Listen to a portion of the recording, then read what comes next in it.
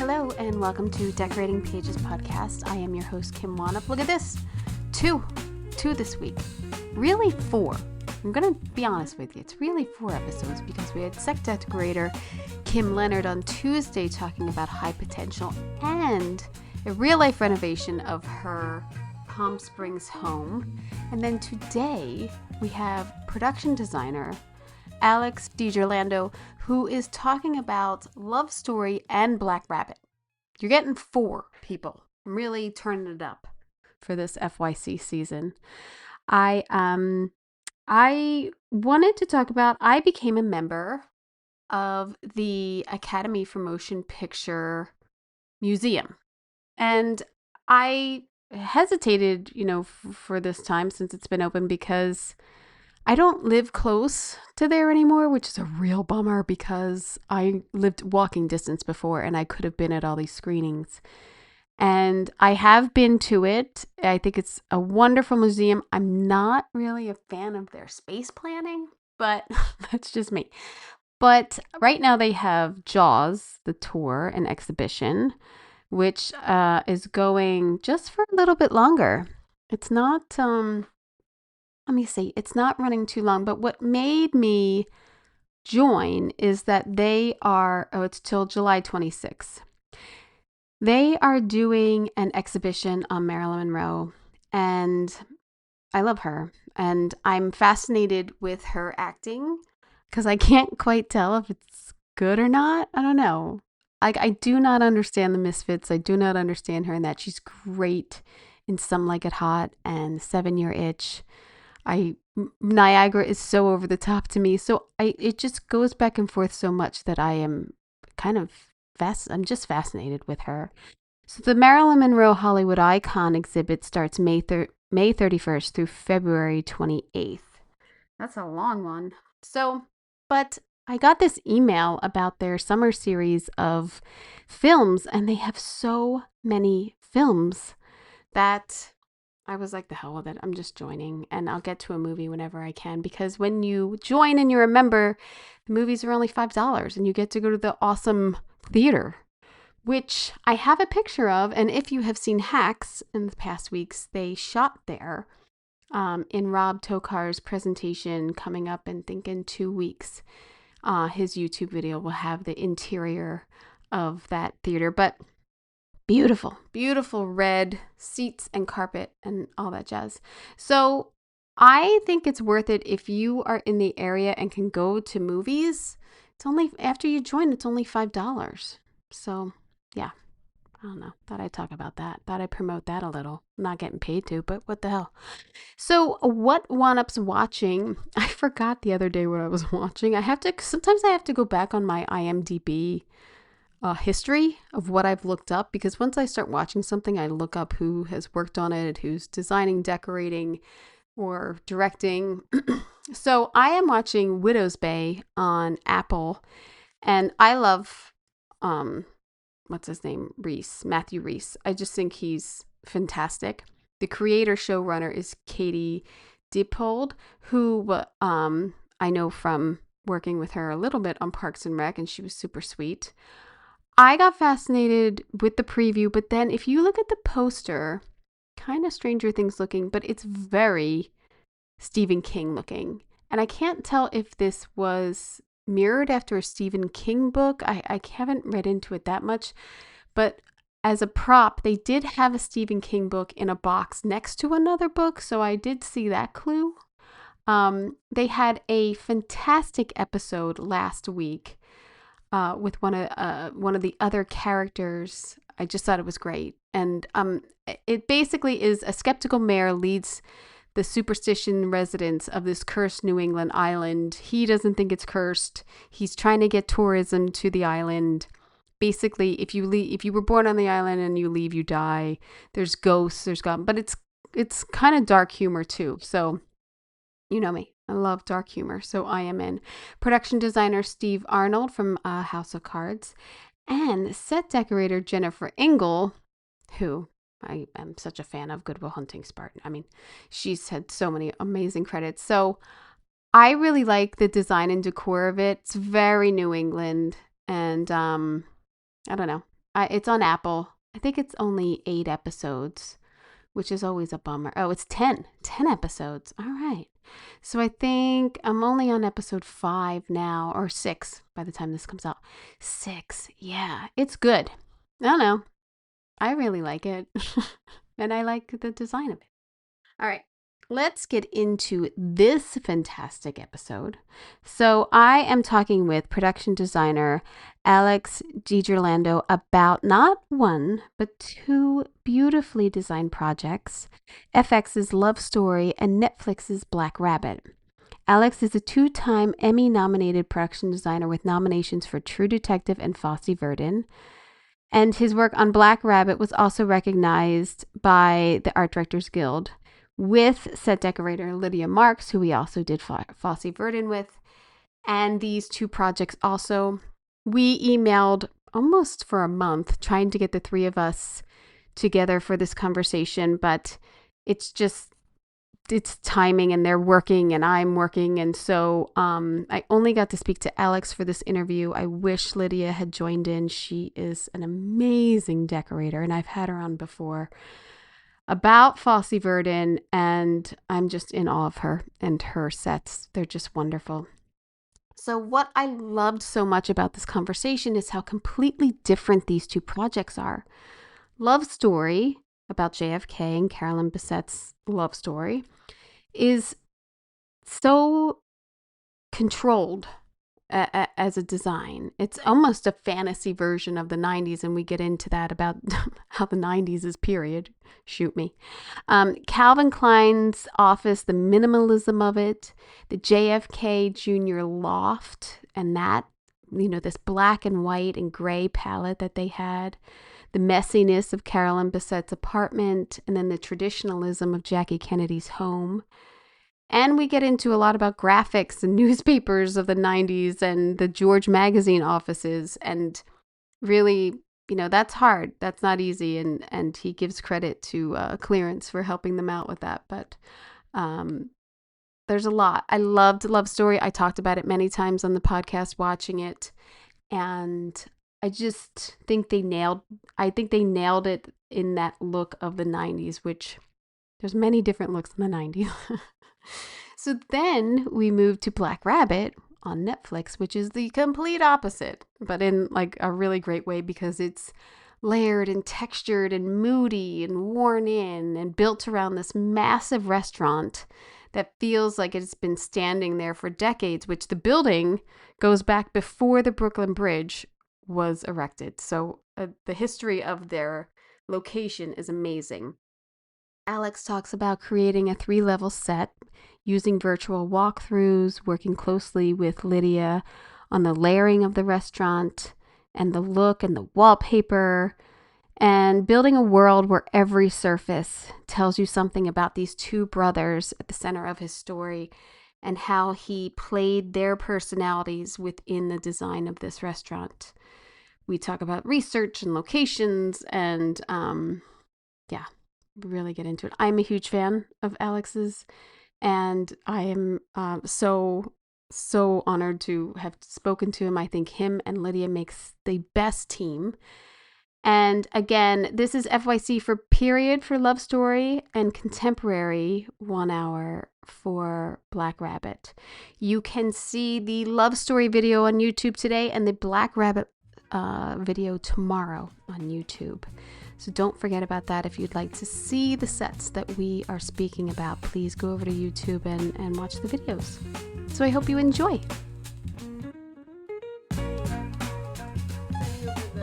pictures, and then I was like, I took out a couple, but then I was like, I have to talk about all these, so I will try to be quick, but you have so many wonderful sets to talk about on these two projects. Did you did Black Rabbit first? Yeah, Black Rabbit was first, yeah. And then went right into Love Story? Or Uh, no, I did a movie called Prime Time that hasn't come out yet in between the two. oh wow. Um, that's a Robert Pattinson A24 movie. Oh nice. Yeah. Oh wow. When you I started with Love Story. I probably should have started with Black Rabbit, but with Love Story, Were you in New York in the 90s? Do you have any personal experience of Yeah, New? well, I grew up in New Jersey, Oh, me and too. I have family who live. Oh, where in New Jersey are you from? I'm exit 36, Northfield, Margate. Oh, yeah. Oh, cool. Okay. I'm from Summit, but Okay. my aunt, uncle, and cousins grew up in or my cousins grew up in the Upper West Side. So I grew up going to the city, and then I went to NYU, and I was Ugh, at NYU at the- right in the sweet spot of the Love Story timeline. Started at NYU in '96, and Love Story spans from '92 to '99. Yeah. Um, I I have there's so much press on Love Story and this resurgence of like the 90s and the 90s design, which I did impeachment for Ryan Murphy and everything, and that was the 90s. And that to me, the 90s was hard. You have such a specific awesome look. Vernacular 90s is kind of hard. Like, you Yeah, got the cool side of the 90s. well, it's funny. So many people talk about like how, oh, you nailed the '90s, but I'm like, I don't think the '90s exactly existed the way we portrayed it. It's like kind No. of a fantasy version. We've kind of edited out all the Yeah.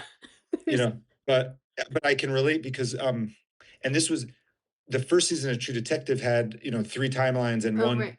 one or two of them were in the '90s, and that was actually much closer to the '90s, and that I found that even harder because sometimes when you don't have a lot of space between them, especially for like sourcing, dressing or props, like Right. people, there's nothing particularly well. We didn't think there was anything cool about No. the accoutrement from that No. era. So a lot of people didn't save that stuff, although now there's an interest in it. So people are digging that stuff up. But Yeah, there was a lot going on in the 90s, but this version of the 90s that you guys did, the sleek, cool, like modernist type, even in her apartment, which is like sort of minimalist, you still have you have a vibe through the whole story that you guys achieved through the design and dressing, which is so wonderful. Um, like, yeah, that I mean that was the idea yeah. that even though she's living in a unglamorous studio apartment and he's living in the most glamorous, Yeah. Tribeca loft, we wanted there to be kind of a cohesion through all the sets, and so we did that a lot through palette, and then also embracing this like '90s minimalism, which was really sort of extracted from the Calvin Klein aesthetic. We kind of Yeah. looked at the palette that he worked in and his minimalist leanings, and then sort of applied that wherever we could, even to like Jackie's apartment, which is Oh, decidedly yeah. not minimalist. Yeah. But we try to tweak the knobs everywhere so that it just all felt of one piece. You have such a extraordinary subject, which the photographs that exist of them and like they were documented for every Yeah. move that they made. But yet, did you have access to like what Calvin Klein's studio really looked like or like their I know their apartment I had read that the building you had the floor plan of either their floor plan or the one above them. So, Yeah, so there were a couple things. I mean, so in the case of 20 North Moore, their loft, that so you can go online and find various floor plans just from real estate listings. mm, Um, but somewhere I did find the floor plan of their apartment, and then also, Ed Burns bought it, oh right, right. That's and lived there with Christy Turlington. I think they raised kids there, and then now he uses it as his office. And he shot a movie called Newlyweds there. So it wasn't decorated the way they had it, but through looking at frame grabs from Newlyweds, you could kind of piece together the layout. I mean, it's a pretty simple yeah. layout. We wanted to kind of elevate it a little bit. So I mean, the barrel vaulted ceiling, that's real. All the apartments in the building have Oh that. wow. But these columns we invented, and the lofted bedroom, that's Mm. an invention. None of the apartments are two stories like that. In did you get sick of black and white by the end of this? Did you? Not actually, no, and it's funny because I mean, and I guess we'll talk about it when we talk about Black Rabbit, but Black Yeah, this is minimalist, that's maximalist, and yeah. I probably in my, just sort of automatic self probably goes more toward the latter. So I think maybe I was a little bit worried that it would be hard to keep myself interested doing the minimalism, but actually, really, when you kind of get into it and you start really analyzing the nuances of these spaces, like I mean, this upper left hand, Yeah, the stairs. it's very complicated actually, because if you think about like every line has to resolve itself. You can't just put a piece of furniture in front of it to like kind of hide the mistakes. So Yeah.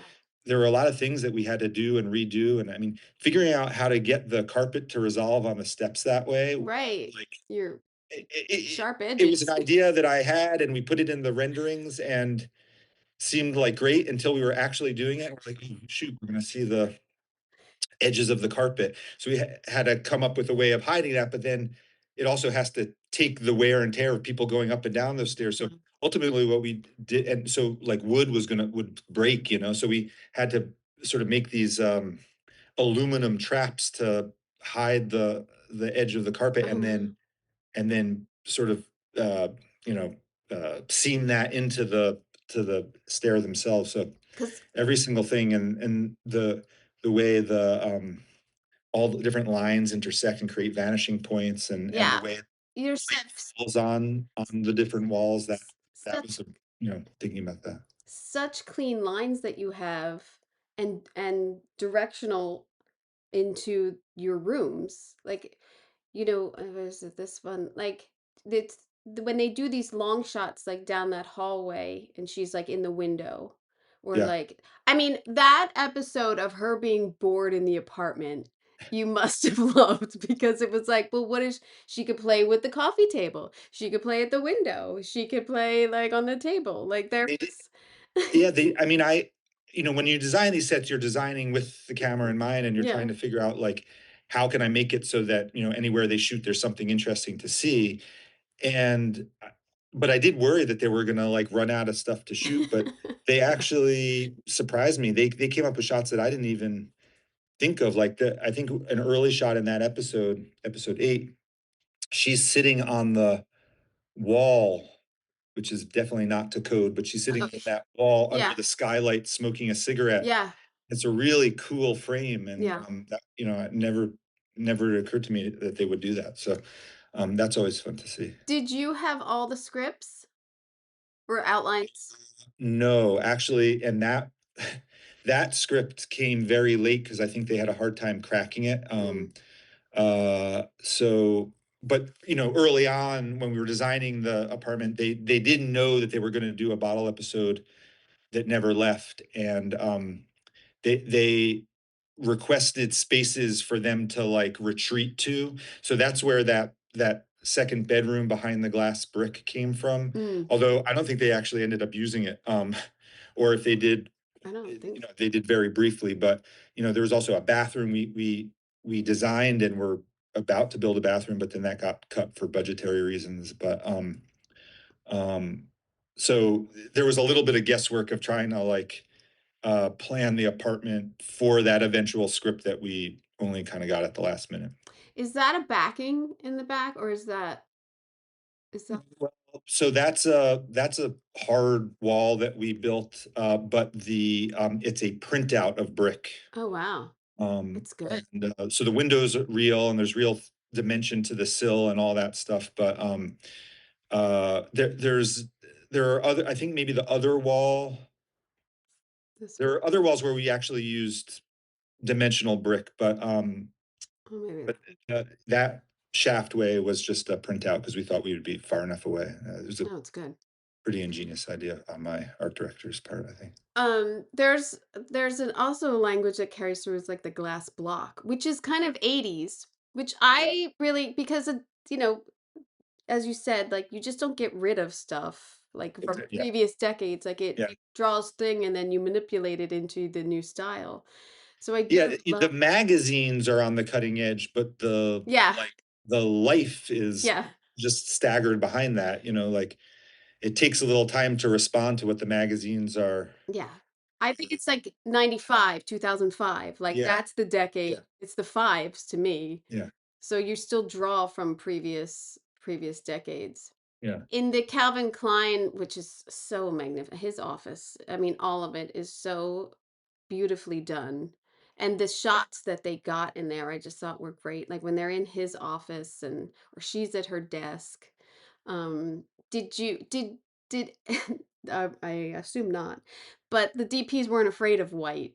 They weren't afraid of blank walls, apparently, and No, I mean, and I mean, it was kind of a directive from Ryan, which was great for me yeah, because I really just in my life taste and also design taste, like typically don't really love colored walls. Uh, for whatever reason, yeah, it's sort of, so I mean, I think I'm always sort of lobbying for white walls, and sometimes it's a fight, but in this one, no, I that's what it is. it's just kind of baked into the concept, so we went with it. And I mean, the cool thing is if you look at these frames, like the mix of the daylight coming in through like the Yeah, skylights, this kind of purplish light coming from these industrial fixtures on the wall, and then the more tungsten light coming down. So the mix of those colors against the white, to me, I look at this and it's a very colorful frame to me. oh, yeah, it is. Those light shafts give it like artwork on the wall almost. That was sort Yeah. of the idea, and the way a shadow will break up the wall. To me, it was just an interesting thing to play with. Yeah. Yeah. Oh, it's beautiful. And did you have research of his office? Yeah, so I found kind of when you're looking for research of these things, it's sort of like mining, and I did find a vein that I followed, and did find a lot of pictures of the headquarters from this era and a little bit earlier. Um, the show spans kind of two periods in Mm, uh, in his the world. Calvin Klein office design, which is from the 70s through the late 80s, early 90s. Joe DeUrso was the designer, and then John Pawson kind of came in and designed the Madison Avenue flagship store, and did some of the renovations from what we could tell of the headquarters. So, we kind of had to choose one Mm, because we couldn't have a big renovation in the middle of the story. So we went for the John Pawson, but then I wanted to honor Joe DeUrso elements. So like this chrome oval table, the those sort of floodlights that are mounted on the wall, and mm, then Calvin's office itself, like this room. it's This is from beautiful. the D'Urso era, and it really remained unchanged as far as we can tell. And this is we made it a little bit larger than it actually was, but uh, this is a pretty close match to what his office was. It's great, and I think aging him gives the timeline of Yeah. like, yeah, that to me that read through his appearance more, and you understand that like the office moves with him. He is A a funny little fact is, if you look out at the backing through those windows, Mhm. those are the windows of the actual Calvin Klein Oh, office fun. because our exterior location was across the street from them. So if you Oh, like, that's great. when you were standing in the set, you could actually look in the windows and see like Calvin Klein like mood boards and stuff. That's You know, crazy. So this build is in a building, or that's what you're selling. That's what you're saying. no, no, this isn't a So soundstage. this is in a cell. We shot the plates Oh, you shot the plates over there. for the backdrop. Because when she enters the lobby and goes into the elevator and stuff, that was in a building that was directly across. And through Oh, that location agreement, we got access to the roof to take photos of the buildings across the street. And it just so happened that it was the real Calvin Klein. And that happened time and time again. Like, that's crazy. we shot the actual 20 North Moore for the exterior of the loft. Right. The Coincidentally, the apartment we use for the exterior of Carolyn's apartment is caddy corner across Second Avenue from where she actually lived at that Oh, time. wow. And Jackie Kennedy's exterior, we shot On the just a far. little bit north on Fifth Avenue from where she actually lived.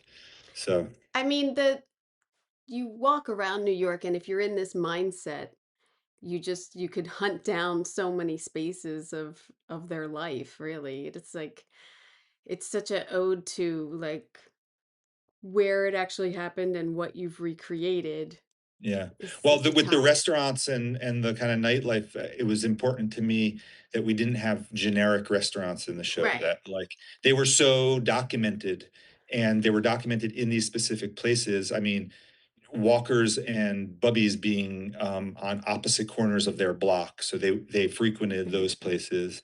Um, and then like there's photos of her at Indochine, and Mm, there's photos of them at Odeon.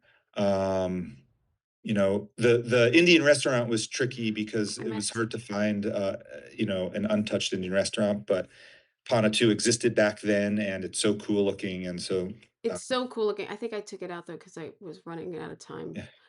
But is I wanted to ask the nail salon, is this a Yeah. build? Is this a location? This is a build on location. So this is Oh, wow. actually This is in great. a WeWork space, which is actually the it was like maybe the original WeWork. It's where the WeWork company had their offices Oh, themselves, and I'm forgetting the name of the owner, but that's all right. you He's know, nuts. Yeah. but he lived in the loft at the on the penthouse of this building.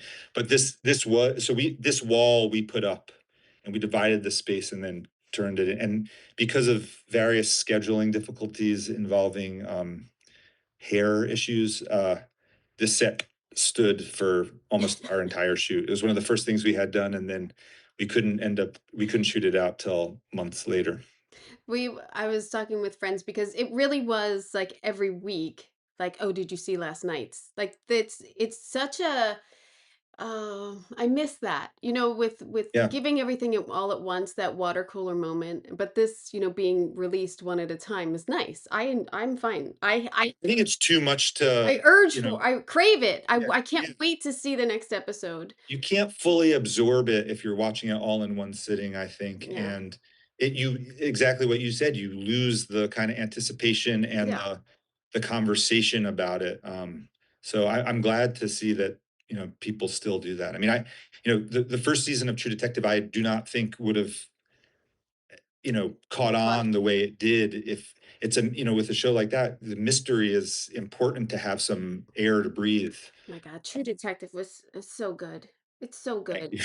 I've rewatched it. I mean, it's it's hard to rewatch, but I have Yeah. rewatched season 1 because it's just so good. You're just I don't know, for me, I'm looking for clues every like when I rewatch it, I'm just looking for something that maybe I missed to try to I don't know. It's so good. Well, it's Like, funny, people have oh, done that and found things that we didn't even intend, and oh wow. it works. I missed it. It works for the show, so that's kind of the cool thing.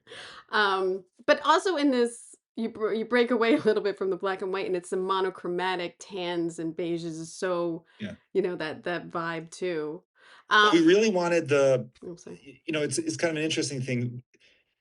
I mean, I guess now they sort of are budding stars, but when they were cast, they weren't, and but we Yeah, wanted them to pop. We kind of wanted to create a not a literal spotlight, but like make yeah, our two main characters sort of emerge from the environment. So that also was part of the yeah. rationale of the minimalism.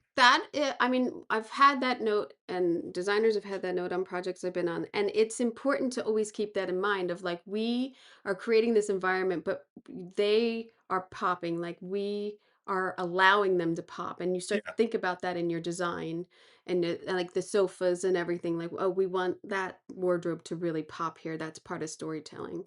you have So to yeah, stay very disciplined, right? yeah, Because it's easy to it like is. get It is. excited about something that you find and you're like, oh, wouldn't that be fun? But Yeah. that's not what it's Well, about. There are other shows that it is, yeah. but this one we really Lydia wanted. is a god to me. I mean, Yeah. she's just so amazing, and every project I'm just in awe of her work, and glad that I get to be friends with her a little bit. So I'm always like, oh, like I Yeah, I want mean, to. she really Yeah. makes my work easier because I I know she's gonna do something great with Yeah, whatever space we give her, you know? everything. I kept in a newsstand because I know how hard and expensive it is to do Yes. a newsstand. in And in fact, actually, I think they kept on referencing impeachment Oh. whenever we were saying, "Oh, this is very expensive and time consuming," and they're like, We we did it on impeachment. Yeah, It wasn't and that big of a deal." yeah, I'm it like, was. Oh, yeah, it was. How they You forget. just didn't feel the pain Yeah. because you weren't doing it." But No, no, no, no. We did a huge newsstand, and it was a nightmare. yeah, It's just because first of all, you wanna use real things. Like, you have a lot of real things here. it's We really real. I mean, Yeah, yeah. I We made fight up for that some. because I think the second you see like some phony magazine, even if it's in the background or a fake product, it just takes you out of Yeah, the environment, and then it's game over, right? Like yeah, the point of these shows is sort of a form of time travel, yeah, and I think that's part of both for the nostalgic element for the people who were there at the time, and then for the people who have romanticized it and haven't weren't there. So you know, yeah. Seeing Sharon Stone on the cover of Rolling Stone is like, "Oh, yeah. I had that, that. I had that yeah, one." and she was Yeah. at that time. She Oh, she was was it. She was it. yeah. So She's still it. it was She's fun. awesome. Yeah. It was fun going through and figuring out like it was hard because the show sort of was liberal with the way it with the timeline. It sort of cheated with Oh. the timeline a little bit. So locking down dates Mm. was important because like you Yeah, you don't like you wanna. said, there were moments, right? Like from this week to that week, a different thing was trending. Right. You didn't want all those things clashing with one another. Yeah. Um, If you have a season here of magazines, but it was really hard. We had a lot of real ones. We made up some for background and everything, but and the also biggest thing is you can't get newspaper the right sizes as they used to be. And yeah, that was our hardest thing because if we get sent the New York Times, it's smaller here. yeah. Or it's smaller, printed smaller here. So because they used to be bigger, and that was a big thing. We had that was one of the expenses we had was printing things the correct sizes. Yeah, like we would find something that was of a similar, if not exact size. Yeah, and It there's could be anything, and then we would print our top pages to yeah. match that and wrap it. I mean, it's just like It's a lot. super time consuming. Like once you get through the clearance hurdle and then you get through the graphics hurdle, then the output of it all, Yeah. And that extra's just standing there like, "Oh, yeah, man, this is cool." You have no idea how expensive this set is that you're standing in. a funny thing about this set is that where we wanted on the block was where a fitness gym was, and we built it in front of their front door. So this cabinet on the left hand side with all the magazines and glass, that's actually a Oh, hidden door. oh my god, yeah, I see it We could now. open that door and go into the gym so that we wouldn't be closing down their Oh business. my god, that's funny. Caroline's apartment is very reminiscent a little bit of Sex and the City to me, which I loved because with Yeah, Lydia there's doing. definitely parallels between her life and Sex and the City, and I even believe what's the name of the not Just like Carrie that? Bradshaw's Carrie Bradshaw's the character, but is it Candace Bushnell? Is that Yes, that's who wrote it, I believe. Yeah. yeah? So she wrote, I believe it was for Spy Magazine, and we reference it in the show in a later episode. But she wrote a thinly disguised article, kind of making fun of Carolyn, and so there Oh wow. but it reads like an episode or a Sex in the City column. So it's a funny. There's definitely a Venn diagram of those two for Oh my sure. god. I love the lighting too, the soft lighting that they give her in this. And um I also like that I don't know if this is a reference from her real apartment, but it's not symmetrical. And it's she's a little off and it's, the dark and the light or like even the design of this where the doorway's kind of hidden. Like I don't think Yeah. So I understood. the archways and the kind of rough layout and the molding details of the apartment were pulled from uh real estate listings from the building she lived in, which was a much bigger building than the building. It's the building we shot in is like it's like a kind of small pre-war apartment that maybe had like one or two apartments on each floor. In the building she actually lived in across the street is a much bigger, it has countless loft one and two bedroom apartments in it. So we use listings from that to kind of inform the Mm, design, but then that sort of the way the windows are kind of not, they're kind of on an angle to one yeah. another. We pulled that from the location that we used for the Oh, exterior. because So we they're created because he frames. talks to her from the street. Yeah, Yeah, yeah. exactly. No, it's great. And just the priority that she gives to her clothes is Well, that was so this was a kind of a tricky one too, because she, if you read the biography, she's kind of described as sort of messy, and and that was a little bit in conflict with the sleek minimalism that we were trying to do. So my concept for that was like, oh, her clothes are out and that becomes the artwork that's on the wall. mm. Oh, Um yeah, no art. and so that's how we kind of calibrated that. No, it's great. It really reads as her personality. One of the things that we would talk about, after an episode is like, what did she do with her hair last night? Like the hair acting that she had was like, but in her space. That was a complicated element of the show for sure. I'm sure. I'm sure. And then recreating Jackie's apartment. I mean, that I really someone asked me the other day because I'm on a show and I'm doing like houses and everything, which isn't really my favorite thing to do. I'd Yeah, rather do a spaceship or like yeah, recreate something. yeah. And I really think like trying to get the exact chair or this fabric, like that research and deep diving into this. And I mean, this is like a dream. When I did impeachment, like anything like that, I just love it. I love doing. Yeah, it's fun. Lydia and I have done a few like that together, like Fosse Verdon and Tick Tick Yeah, Boom. Fosse Verdon Those at two was like the directive was copy it as close as yeah. possible. This was a little bit different where, you know, so it's funny, all these angles are similar to the handful of existing angles of the apartment that you can find in the Sotheby's catalog Mhm. from after her death. And I really wanted to honor the architecture and sort of the where things were. The artwork's the same and all that stuff, but we toned down the wallpaper. We toned down we made the palette kind of all. Um, Yeah. hers was a little bit more clashing, busier patterns. So we and it's funny. I think it reads as an exact match, even though we took a lot of liberties. Oh, So it does. finding that calibration was tricky.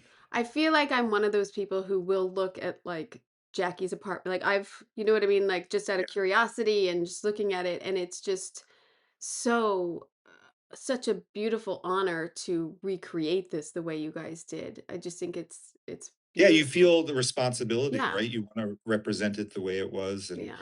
the more you spend time looking at these pictures and then eventually, like, living in the spaces once you've built them, it becomes very apparent that this is not just a photograph, this is a home of somebody, Yeah. and everything that was placed there for a reason, because it was of sentimental value to her, or it brought her, some kind of joy to look at that piece of artwork or Yeah. whatever it was. Yeah. And so then you really you don't wanna mess with that or Yeah. start like editorializing it. You wanna kinda present it as it really was. I love the moldings and everything, the inlays that you did on the walls too. It's really great, great detail. Yeah, that was important Yeah. to capture that. It's our uh, art director Jeremy spent a lot of time trying to figure out how to make those curves work, There. and I No, think it really paid off. beautiful. Even the doors, you have the detail in the doors. Beautiful. How many stages did you have? Two, Only two? yeah, Really? Well, I mean, I yeah. guess I don't So, know how big they were, but like it seems like you would have more. You had so many so builds. one stage was the Calvin Klein offices and the Jackie apartment, and they were basically they shared walls. So there was like one Oh, wow. doorway that on one side was finished in black Formica for Calvin, and then had molding on it on the other side for Jackie to pass through. And they were both up on a deck. And once we shot out Jackie's, we tore that down and then put up a number of other sets there. And then in the other stage, we had John's loft, which basically ran through the entire show, and we had Carolyn's just sort of on the ground next to it, and then the Calvin Klein showroom um, Oh, wow. All at was over there once. too. And then Did the plane we did in there, and then yeah, oh, yeah. Did you have how much prep did you have? not a ton. Ugh, Um, doesn't that hurt? yeah, It hurts your feelings. yeah, we kind of like hit the ground running, um, but somehow it managed to work out. Yeah. Well, we always do, don't we? Yeah, Doesn't matter. And you had the George offices. I yeah. mean, This was a location. this location build. We looked at a lot of offices, and so many of them have been, renovated and turned into like kind of more techie spaces.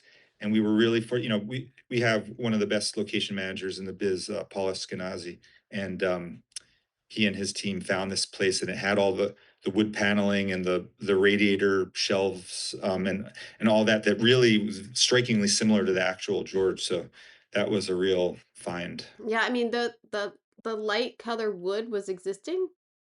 Yeah, Wow. Because that reads 90s to me so much, you know. for sure.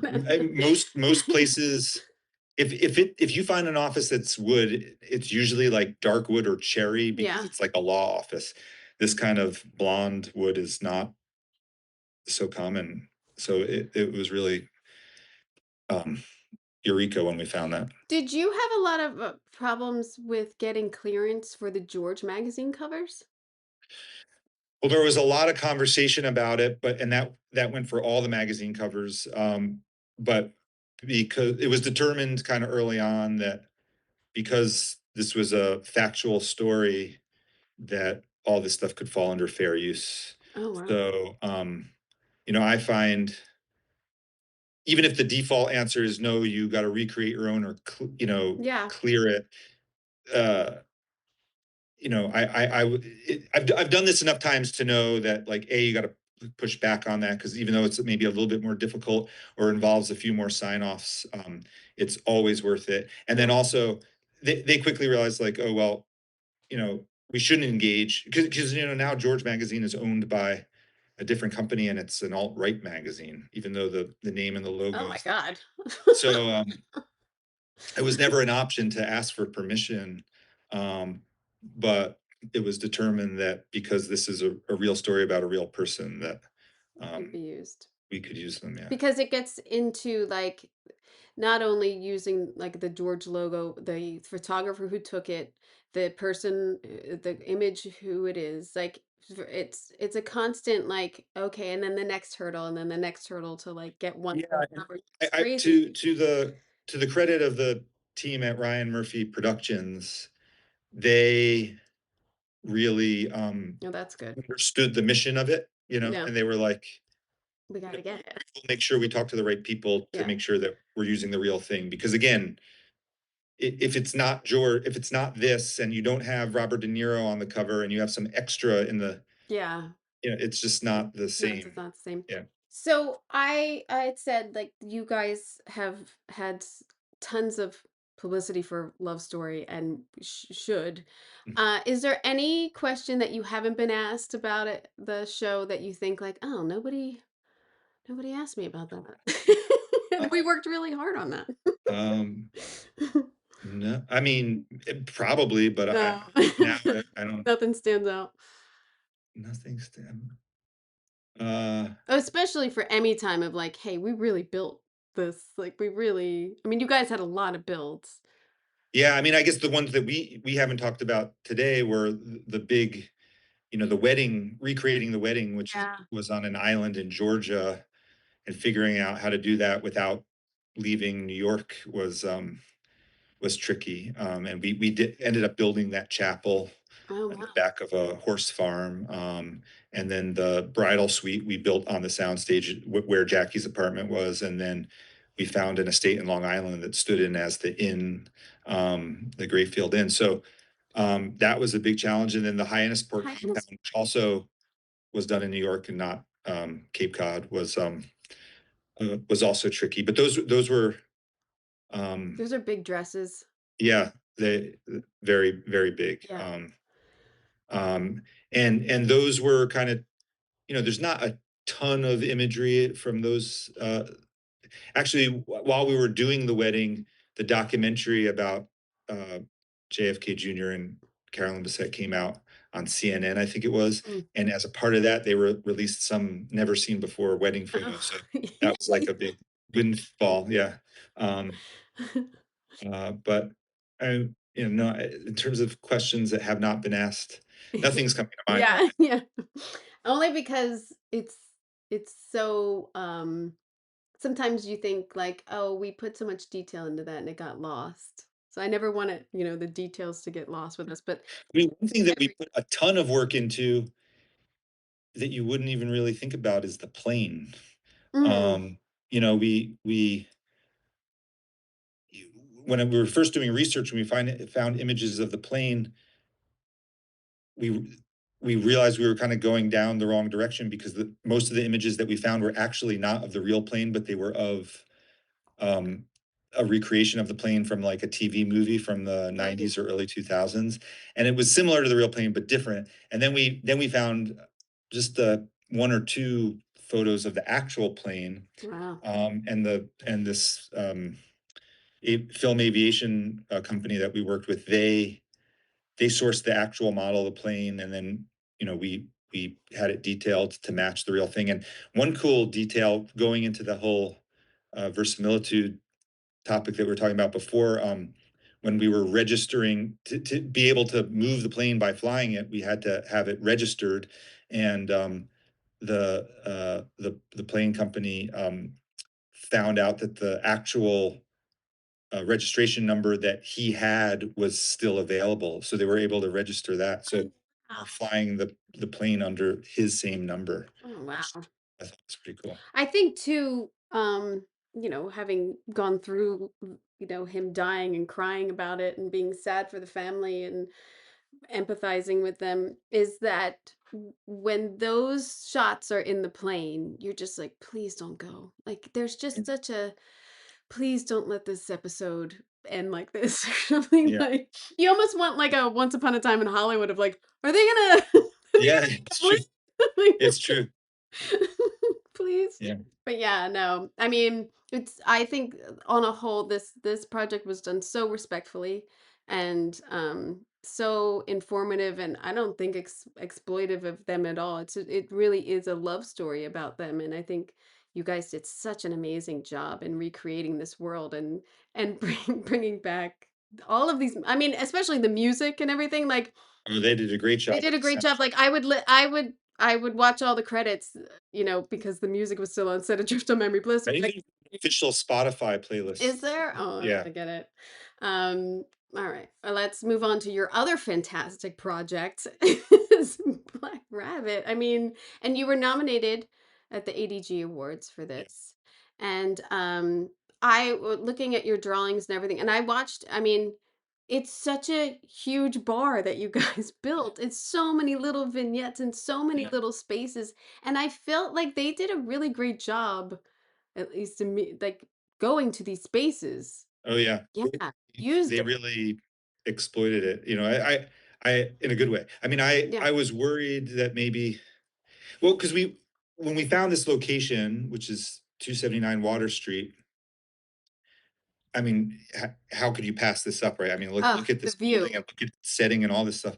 But we kind of sort of a certain amount of the layout was kind of grandfathered in, just in terms of like it kind of needed to be at least a two-story restaurant. We ultimately made it three levels, and so um, it, we basically had space to like a footprint to fill for these 3 floors, and we actually cheated inside a little bit bigger just to make it a little bit more shootable. So Mm. it was a lot to fill, and this was a very tight timeline. I think we had 9 weeks Oh, till we yeah. started filming, and it wasn't the very first thing we filmed, but it was pretty early in the schedule. So it was a little bit hairy because we filled the stage, so a lot of the construction was happening with like inside the set. Um, and one thing we did, which was kind of a first for me, but now I've done it on other jobs, including Love Story, where I work with Chris Lang, and he'll model the set, or Oh, take one of the assistant art director's models and then render it in Unreal Engine. So those images below, they look like photographs, but they're those are real. 3D renderings, and you can move through the space like a video game. Um, That's great. so I was able to put Jason in a VR helmet and have him kind of sign off on That's the crazy. before the set was even done being built, and even made changes based on that, because we didn't have time to wait till it was done for him to be like, oh, you know what, could we have this window be here so that I have an eye line there, all that stuff was figured out in the virtual space, which was Now, does the decorators, Lydia, have input of what you're putting into this VR? absolutely so like. That would scare um, me. No, so, like, as it was a constant we were constantly updating, so as she would find a wallpaper, we would put it into the model. Mm. Even as and the technology to do this from Black Rabbit to Love Story has, like, advanced in leaps and bounds, so, like, now she can give him a photo of a chair or a sofa she wants to use, and then he can model it and put it in 3D into the set, Oh, like, that's and so we great. can audition things before they're even purchased. Oh my god, that's great. I would love that Yeah, because, it's pretty cool. Sofa sells it. You know what I mean? Like, oh, I really want to try these too. You can't physically bring them, you can't Yeah. afford it. Like, that's Yeah, it fantastic. takes a little of the guesswork out because, like, a lot of times, you're looking at all the furniture and swatches of the wallpaper and swatches of the fabric on like a mood board, and then you're trying to Yeah, like synthesize that in your brain and then kind of guess what that'll look like. Um, or even more importantly, get the director to guess yeah, to kind of do yeah. that. Which some different people have different levels of ability to do that. In this, it's sort of like you kind of see what you're gonna get on Love Story when we were doing a uh um we were doing some kind of behind the scenes thing, and I showed some of the producers uh they had seen stills, but they hadn't seen the kind of virtual Oh, walkthroughs fun. before, and I mean, I think they knew that the stills that they were looking at were concept drawings because they saw them before the set was built. But then looking at them, they had a hard time they were like, wait a minute, that's not the set, because that's the level of like The reality. accuracy you can render them now. With this, I'm looking at a photo of your build of the exterior of the bar, Yeah. and it has two floors. The bar has three. So is the second floor dressed up there? Did you shoot on the second floor up there, or is that So somewhere? this was a stacked set. So It is. these are the first two floors of the like restaurant. Hmm. And then the third floor was sort of like the VIP nightclub floor, and also Jude Law's character's office. Yeah, And that is on the same stage, but um, next to the two stories. So yeah, right now you're looking at a rendering of the second floor, and that is built on top of the first floor. it is. Oh, I didn't know if that exterior just had it, and then the second floor was built somewhere else. But that's Third floor I was like that built floor. separately. We just couldn't go that high. But the nice thing about doing a stack set like this, and we did that on Murder at the End of the World too, is that then you have the freedom to like follow characters down the stairs, and you're not having Yeah. to bury that in a cheat. Um, It makes it so much realistic. It makes the realism really yeah. pop there. Yeah. The textures and the, as you said before, like the maximalism and the style of this bar, like what was the influence for this like eclectic look? Well, so we looked at some of the kind of classic New York hotspots, Freeman's Alley and um, you know, You could say anything. I'm old, and I don't live in New yeah, York. one if by land, two if by sea. Like there, there a lot of these places we were kind of peppered in a little bit of that, and then we were looking at sort of kind of classic English gastro pubs. Mm, Some in London, but some sort of in the countryside. We wanted to have that sort of feeling, and then also we were looking at, because there's the brothers who start the restaurant were formerly in a band. We wanted to kind of put a little bit of infusion of rock and roll into it. So we were looking at like Jimmy Page's house and Keith mm, Richards' estate and stuff like that. So we were pulling from all those things that, like, in this upper right hand image, you see those booths, past the bar, you see those booths yeah. along the wall. These are called snugs, which are these kind of like little private rooms that you see in English pubs. Oh, Um, yeah. and you don't see, it's not that common here in the States, but that was a cool detail that I wanted to incorporate. And we wanted to, we wanted the audience to feel that, like, when you entered this space, when you kind of leave the chaos of the city and then you're kind of transported into this sort of cozy fireside, Yeah. inn for weary travelers. It definitely brings back a vibe of like an old time tavern, and the Yeah, eclecticness of the furniture, and it's tin ceiling, right? Is it a tin? yeah, It's a high gloss tin ceiling, and then these beautiful glass panes that you have as like room dividers, and then on the second floor you have them also. I love that old glass. I love, love, love. yeah. That's called bottle glass, which Ugh, is I love it. which is it's the piece of the glass. I didn't know this, but this is the piece of the glass that when they would blow the glass back in the old days, um, that's where The thing was the held. pipe for the blowing Yeah. would be, and then they would hammer out the glass, and then they would cut off the clean pieces and sell those to the high end buildings that had, like see-through windows, and then the bottle glass was sold off to the more the lower rent. Yeah. That's why a lot of taverns had them, Oh, because um because you have it here too. they were cheaper. And here in the Yeah. second floor, you have it also. And so, It's and beautiful. so the other, a lot of the details that you see in this, so the actual location is really two buildings. It's the wood building on the corner, which was, somewhere between 75 and 100 years old when the Brooklyn Bridge was being built. Oh, wow. And then a newer brick building that was next to it. And at some point in time, they kind of broke through the two buildings and made it into one space. We took that a little bit a step further and like really opened it up so that you kind of easily flow between the two spaces, naturally, but we wanted to honor how it really was. So like when you're in the brick Really building on our stair. set, you're stepping down into it.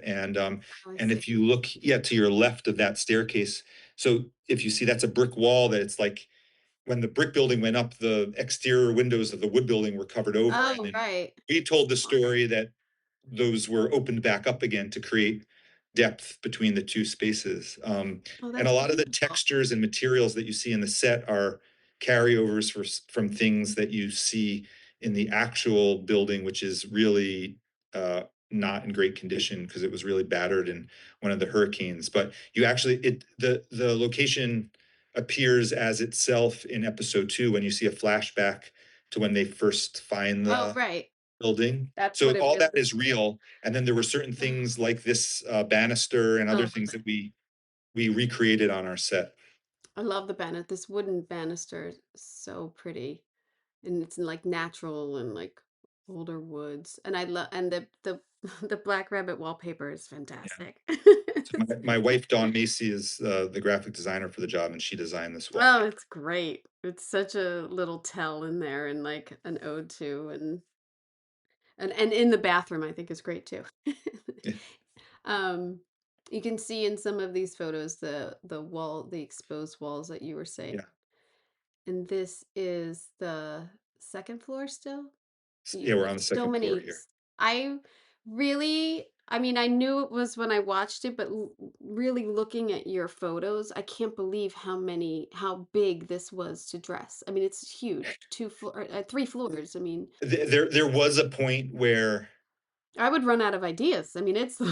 that wasn't the issue. There was there was one point where I think we all got nervous that we maybe bit off more than we could chew, and like all of these different details were at various stages of completion, and the due date was fast approaching, and we're like, are we going to be able to get all of this through the finish line? But at that point we were already kind of committed to it, so we, you couldn't just leave Yeah, something no. unfinished, so we just powered through.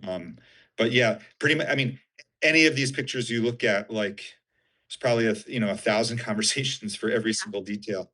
And you've uh, great sight lines through the place. So like you said, like with the open windows and looking down halls, well, it's that's, really to me, if a set is a kind of bespoke tool for telling a story, i- that's its like primary objective. Like, you need to be able to sort of, what's like, you're sort of editing the story before the editor right.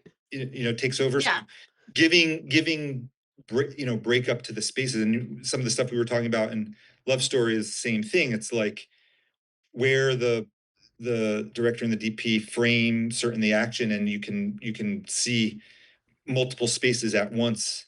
Yeah. That ends up helping the economy of the storytelling. Until they have to put extras in there. And they're like, "Can we?" Yeah, Yeah. Then they realize they can't afford extras.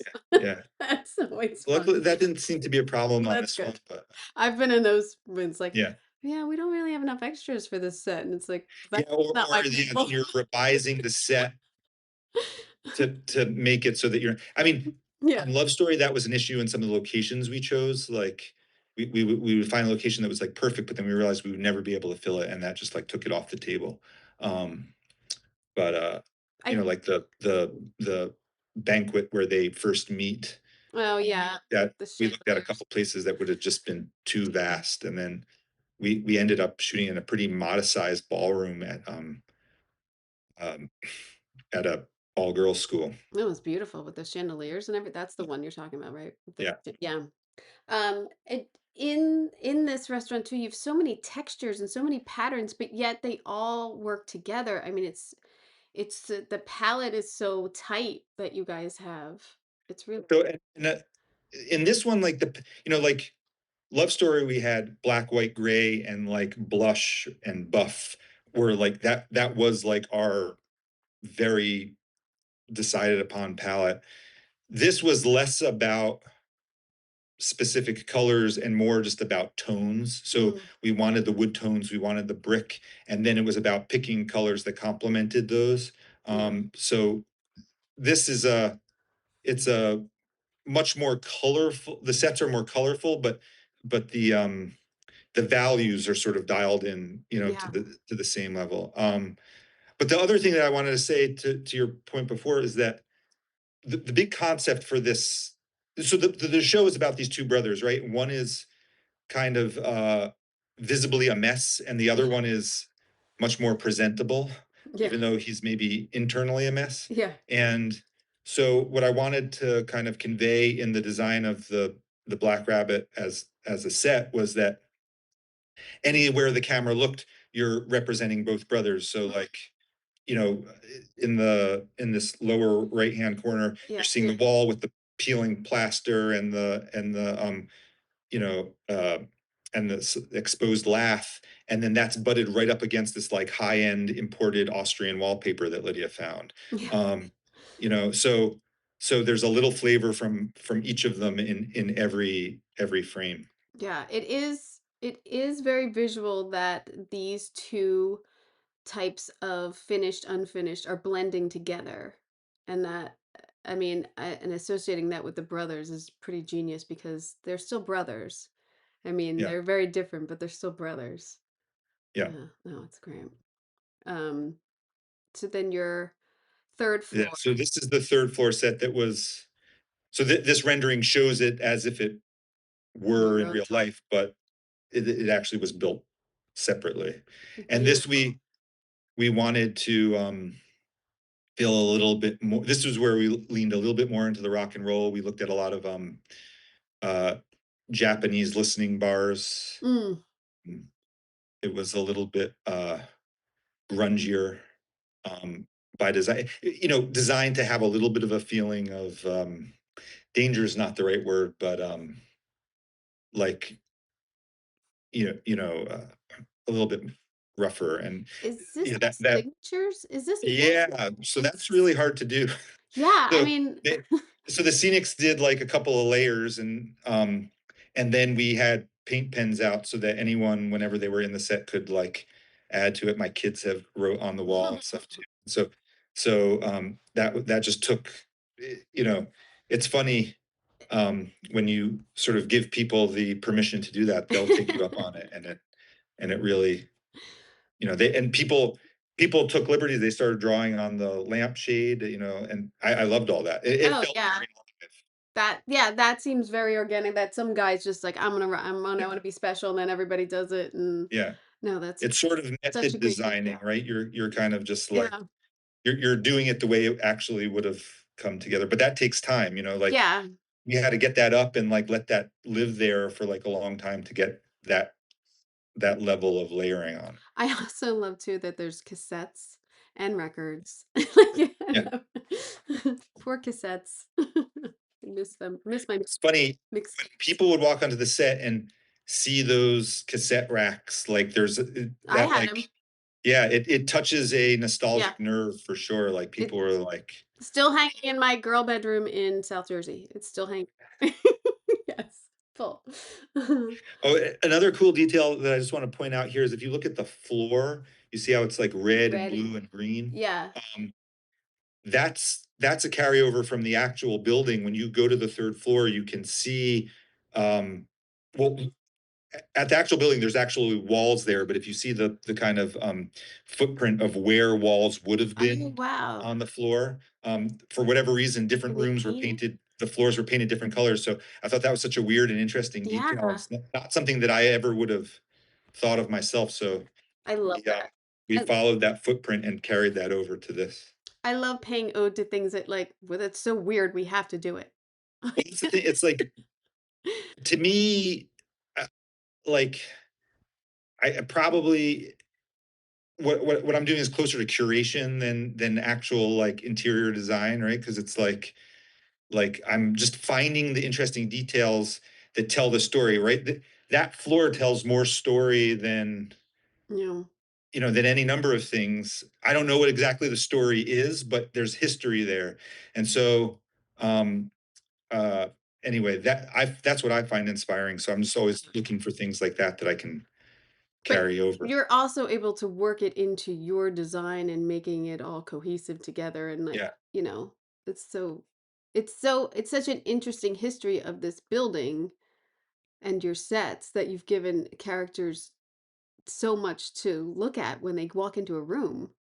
yeah, Yeah. This is the lounge area that you have. Huge. It just goes on, and then you still have his office, yeah. which And this was something we really wanted to play with, the kind of the dichotomy of the front of house, back of house. Like right. lighting is always so like moody and warm on the front facing places, and then it's like sort of garish and ugly, um, in his office, and then also like when you see the the restaurant or the VIP room in the light of day, it has a different feeling than it does at night because the sunlight is coming in and you see the like sticky residue from the Yeah. night before Yeah. on the table. Yeah. It's So always so gross when we scout bars yeah, in the day. exactly. It's And always so smell like sad. stale It's so and smell of sad. stale beer and stuff. And Everything's so sticky. we without having smell-o-vision, we wanted to sort of convey that even just visually. No. Oh, it's great. And then to like completely go another way, you have Jake's apartment, which is like clean, modern, beautiful. Like it's Yeah. yeah. A big part of his story is that he's living beyond his means because he's selling a vision of himself that he thinks will then eventually pay off and afford him, actual Yeah. financial stability. So we wanted something that really, especially when Vince walks into it, it kind of Yeah.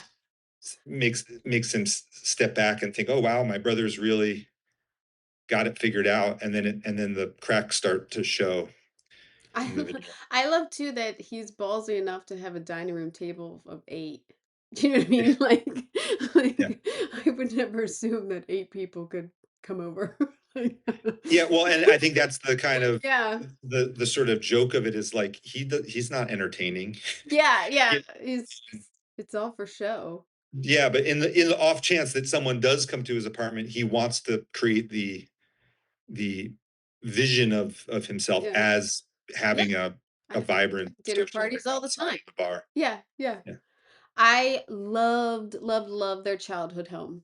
I loved it. I loved just the complete difference, and there is such a thing of like going to your childhood home and they go through like old things and Well, yeah. this was an amazing find, this place. It was the guy who owned it, grew up there, and it was pretty much untouched from the time his mother died. Wow. And so we kind of baked that into the design, but then we filled out a lot of the dressing with stuff that I kind of hatched a plan to, my parents kind of hold on to things too long. Mine too. So we sent the set dressers to my parents' house and cleaned out their basement and used all of the shit that's Oh wow. piling up in there to Oh wow. add to the Mom approve your mom approved that? Like my it, mom would never well, let it go. it took a little convincing, but it was like, how many paper bags and Yeah. take up containers does one person Ketchup need, packet. right? So like Yeah. we brought all that over, and then she's been begging me to clean out my childhood bedroom, just like sounds Yes. like your mother maybe is probably Yes. you too. Yes. And so a lot of the stuff that you see in the flashback of the brother's bedroom are stuff that came right from my bedroom. That's awesome.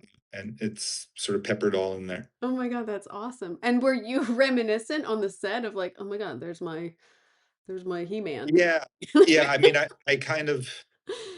sort of devised it as a way of like, well, I've saved this stuff for so long. What am I saving it for? My kids are probably past the age where they want any of this stuff even. So at then what is it being saved for? I might as well, like, it's sort of almost like a Viking funeral, like Yeah. see in a set. And for the most part that worked. There were a handful of things that like at the last minute I couldn't part with it and are now in my basement at I hear you. I hear you. yeah. I think that's a great way to come almost full circle of like, oh, now I'm using my memories as in my job. Like I'm Yeah. using that. That is fantastic. I love that. Um, I just love the scenes in this house, and it's kind of sad and reminiscent and awesome. I don't know. The whole series is so good.